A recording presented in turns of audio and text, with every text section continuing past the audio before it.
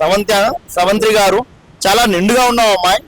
ఆమెను ఉద్దేశించి ఇలా ఉండాలి, ఒక తల్లిలా కనిపిస్తున్నావు భావనతో మాట్లాడే తప్పే ఇంకో ఉద్దేశం లేదు అందులో.